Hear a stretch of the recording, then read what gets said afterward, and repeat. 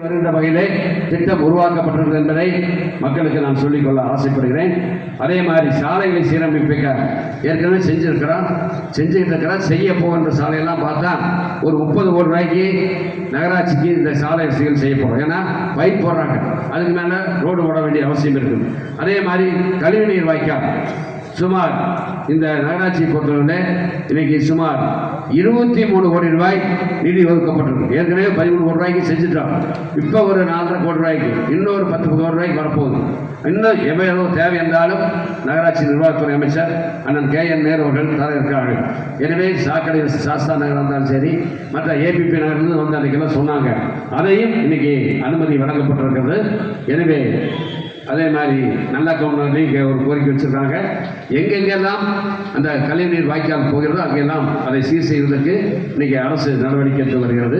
அது மட்டும் இல்லாமல் நகர்ப்புற ஆரம்ப சுகாதார நிலையம் புதிதாக கட்டுவதற்கு முதலமைச்சர் அவர்கள் 1.5 கோடி ரூபாய் நிதி கொடுத்திருக்கிறார். அதே மாதிரி ஒட்டத்தில் அரசு மருத்துவமனை 25 கோடி ரூபாயிலே கட்டப்பட்டிருக்கிறது.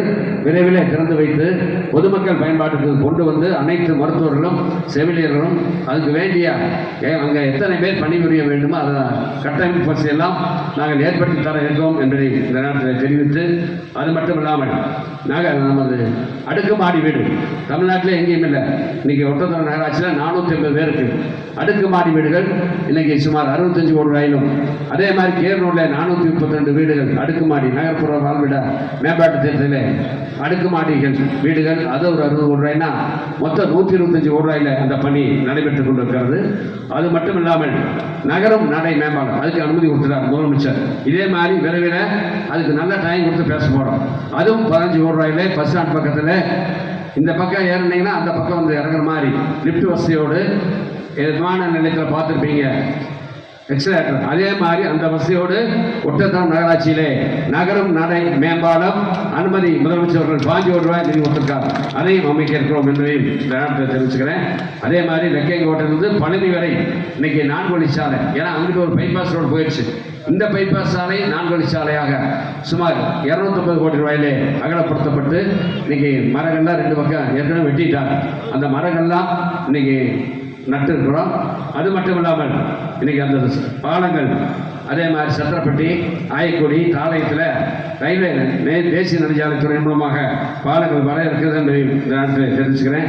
அதே மாதிரி கல்லூரி இல்லாத குறைஞ்சி 3 கல்லூரி இன்னைக்கு ஒட்டத்தில் பெண்கள் மட்டும் படிக்கின்ற கல்லூரி பக்கத்தில் 25 கோடி ரூபாயில் கட்டணம் கட்டப்பட்டு வருகிறது. விரைவில் அது பயன்பாட்டுக்கு வர இருக்குது மகளிருக்கு என்பதை பள்ளி அன்பு தந்தாயுவாணி திருக்கோயில் சார்பாக, அதே மாதிரி அரசு உயர்கல்வி சார்பாக இன்னைக்கு கல்வித்திட்டத்தில் 15 கோடி ரூபாயிலே மாணவர்களும் மாணவிகளும் படிப்பதற்கு கல்லூரி கட்டணம் கட்டப்பட்டு 3 ஆண்டு காலமாக மாணவர்கள் படித்துக் கொண்டிருக்கிறார்கள்.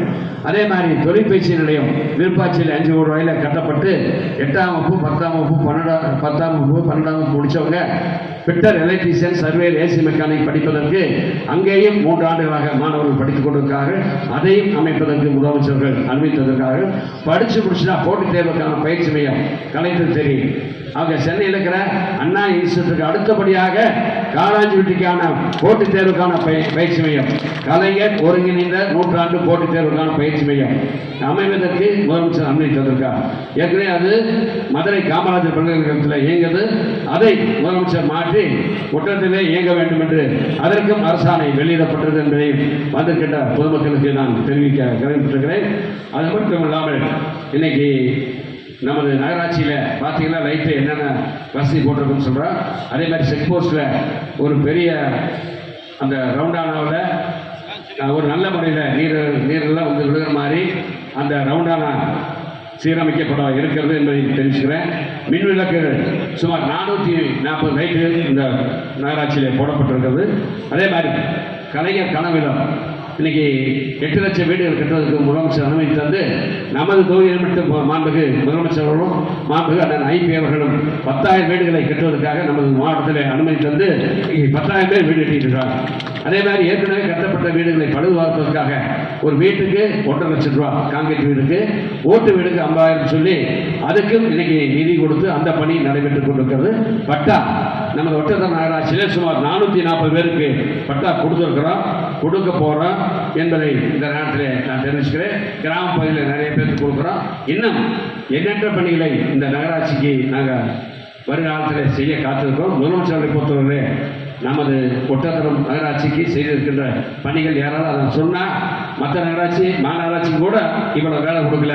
ஆனால் ஒட்டத்தரம் நகராட்சிக்கு மாண்புமிகு முதலமைச்சர் அவர்கள் நம்ம கேட்ட நிதியெல்லாம் கொடுத்து நமக்கு சிறப்பு சேர்த்திருக்கார்கள்.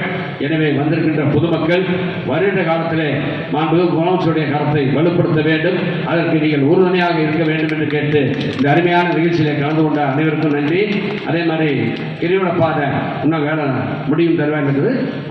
அந்த இதெல்லாம் சுற்றி வடையெல்லாம் போட்டு அதை ஒரு நிகழ்ச்சியை தனியாக நாம் நடத்தலாம். எனவே அந்த அளவுக்கு இன்றைக்கி அந்த நடைபாதை நடந்தோம்னா அந்த எம்பி சொன்ன மாதிரி இங்கே இருக்கின்ற மக்களுக்கு ஏன்னா பைபாஸில் நடக்க வேண்டிய அவசியம் இல்லை. ரோட்டில் ரயில்வே ஸ்டேஷனில் நடக்கிறாங்க. இனிமேல் அந்த வசதி அதையெல்லாம் செய்ய வேண்டிய அவசியம் இல்லை.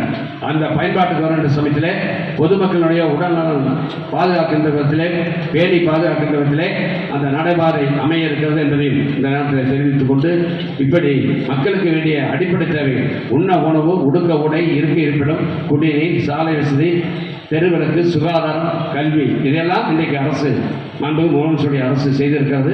ரேஷன் கார்டு வேணும்னா 12 லட்சம் பேர் கொடுத்துருக்குறோம். 4 நாளைக்கு முன்னாடி முதலமைச்சர்கள் மீண்டும் ஒரு 2 லட்சம் பேருக்கு புதிய குடும்ப அட்டை வழங்குவதற்கு அனுமதித்திருக்கிறார்.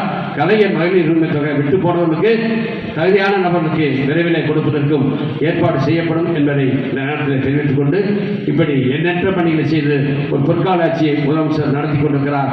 அப்படிப்பட்ட மாண்புமிகு முதலமைச்சருக்கு வருகின்ற காலத்தில் நீங்கள்லாம் உறுதுணையாக ஆதரவாக இருக்க வேண்டும் என்று கேட்டு இந்த மார்க்கெட் நல்ல முறையில் மென்மேலும் வளர்ந்து இங்கே கடை எடுத்திருக்கின்றவர்கள், பணிபுரிகின்றவர்கள் அத்தனை பேரும் நல்ல முறையில் வாழ்விலே பல்வேறு சிறப்புகளை உயர்வுகளையும் பெற்று பெரிய அவர்கள் உயர்வுக்கு வர வேண்டும் என்று இந்த நேரத்தில் வாழ்த்தி இந்த அருமையான நிகழ்ச்சி ஏற்பாடு செய்திருக்கின்ற நகராட்சி நிர்வாகத்திற்கு எனது நன்றி தெரிவித்து விடைபெறுகிறேன். நன்றி.